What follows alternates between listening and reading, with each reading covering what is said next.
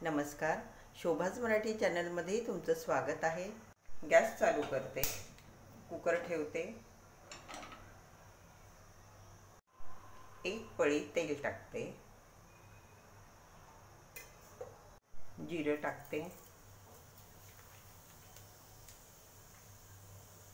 जिरं व्यवस्थित फुललं, थोडंसं तमालपत्र, 2 लवंगा, त्यानंतर 2 मिरे, छोटासा दालचिनीचा तुकडा,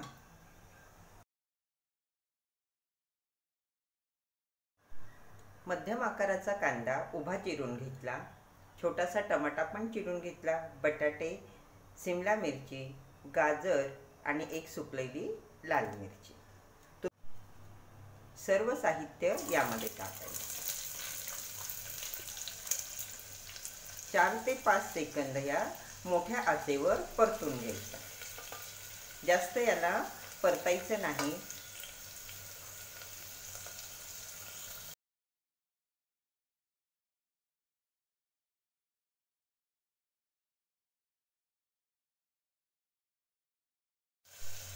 भाज्या थोड्याशा परतल्या, आता यामध्ये मसाले टाकू।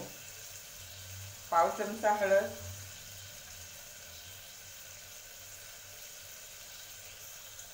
एक चमचा लाल तिखट, पाव चमचा शाही बिर्याणी मसाला। तुमच्याकडे जो मसाला असेल तो तुम्ही इथे वापरू शकता। 2 ते 3 मिनिटं हे सर्व परतून घ्यायचं। 1 वाटी जिरा राईस घेतला, अगोदरच धुवून ठेवला। इथे तुम्ही तुमच्याकडे जो तांदूळ असेल तो वापरू शकता, फक्त इंद्रायणी तांदूळ वापरू नका। तांदूळ टाकायचा,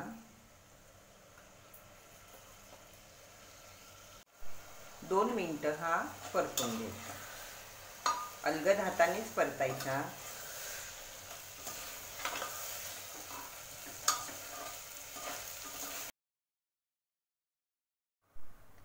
एक वाटी तांदूळ घेतला, त्याच वाटीने 2 वाटी पाणी मोजून मी यामध्ये टाकलेलं आहे। याला उकळी येऊ द्यायची। चवीनुसार यामध्ये मीठ टाकते,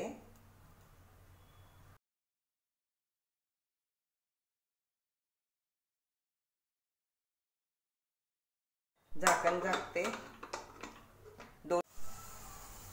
10 मिनिटांनंतर गॅस बंद केला।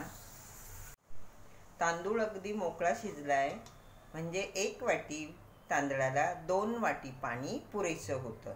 जर तुम्हाला इतका मोकळा मसाले भात नको असेल तर तुम्ही थोडंसं पाणी यामध्ये जास्त टाकू शकता। हे बघा, अगदी मोकळा झाला।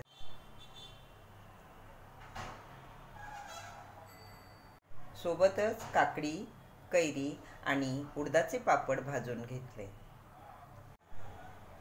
रेसिपी आवडली तर लाईक करा, आठवणीने चॅनल सबस्क्राईब करा। धन्यवाद।